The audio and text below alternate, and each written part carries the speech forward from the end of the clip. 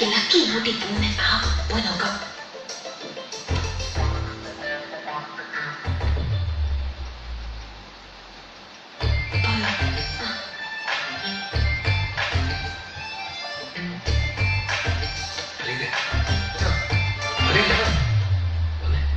ലക്കിയുടെ പിന്നാലെ പോയിട്ടുണ്ട്. വാ നമുക്ക് നോക്കാം. വാ നിനക്ക് തോർച്ചെടുക്കട്ടെ.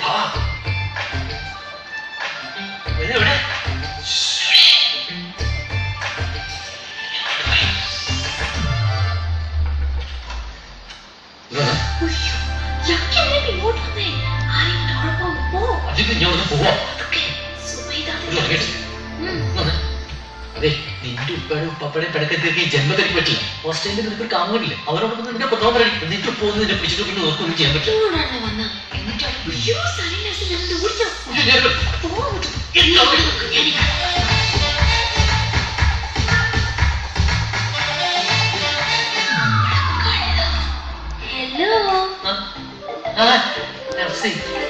ഞാനെന്താ ഇവിടെ ഇങ്ങനെ നോക്കിയാ എന്തൊക്കെയാ ഈ പാതിരാക്കി ഇവിടെ എന്തിനാ പരിഗണന? ഒരാളെ തട്ടിക്കൊണ്ടുപോകാൻ വല്ല വഴിയുണ്ടോ നോക്കുക. ഒരു വഴി കാണുന്നില്ല. വല്ല വഴിയുണ്ട്.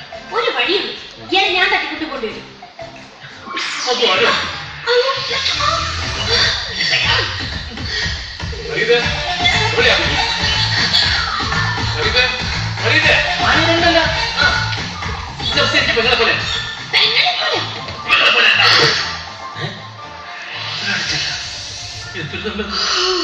ഉറക്കൂല്ലേ?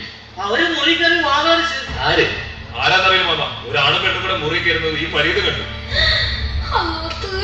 അതിപ്പോ ആരാണെന്ന് ഞാൻ കണ്ടിട്ടില്ല. അത് മുറി ഉറപ്പിച്ച് നോക്കിയാലേ അറിയും. ഈ പാതിരാക്കി മുറിക്കകത്ത് ഒരു കഥ അടച്ചിട്ട് ഏതാണ് പെണ്ണും അവിടെ ഉള്ള. ഇപ്പൊ ഒരുപാട് പേര് വന്ന് ഇവിടെ താമസിക്കില്ലേ. പിന്നെ കൂട്ടത്തില് നമ്മളെ പെൺകുട്ടികളുണ്ട്. ഇവിടെയുള്ള പെമ്പിളാരെ കുറിച്ച് അനാവശ്യം പറയുന്നതാ. പുറത്തുനിന്ന് വന്നവർക്ക് നീ പറഞ്ഞതറിയാം. ലക്കിയെ കൂട്ടുകാരെയാ. അതെ, അടിച്ചതിന്റെ പല്ലിനെ കുടിക്കും. അടിയുടെ മോനെ കുറിച്ചാണ് ഭക്ഷണത്തരം പറയുന്നത്. മുറി തുറക്കാൻ പറയാദ്യം. അപ്പൊ അറിയാം ആരാ ഭക്ഷണം.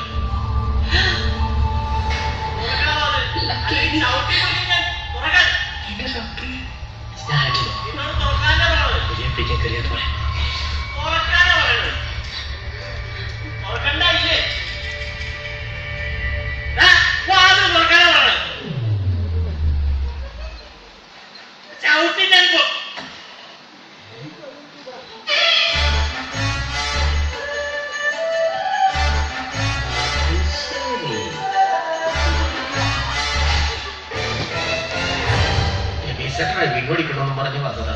മുറി കയറിയതും എവിടെ നിന്നാണോ ഒരു വൃത്തികെട്ട കാറ്റ് വന്ന് ഡോർ അടച്ചു കളഞ്ഞു. നിങ്ങൾ ഇവിടെ അന്വേഷിച്ച് കിടക്കണേരുന്ന ഇവിടെ ഇവിടെ ഉണ്ടായിരുന്നു.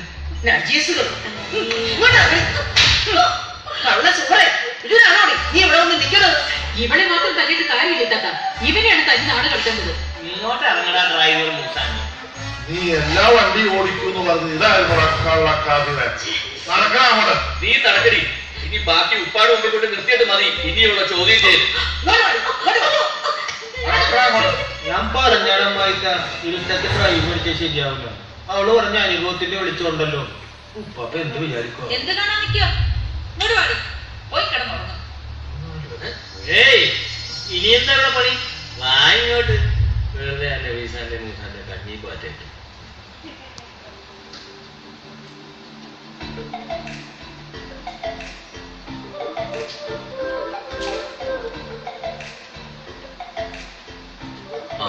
അപ്പൊ രണ്ടിനും പിടിച്ച് കല്യാണം കഴിക്കുന്നുണ്ട്. കഷ്ടം. എന്ത് കഷ്ടം?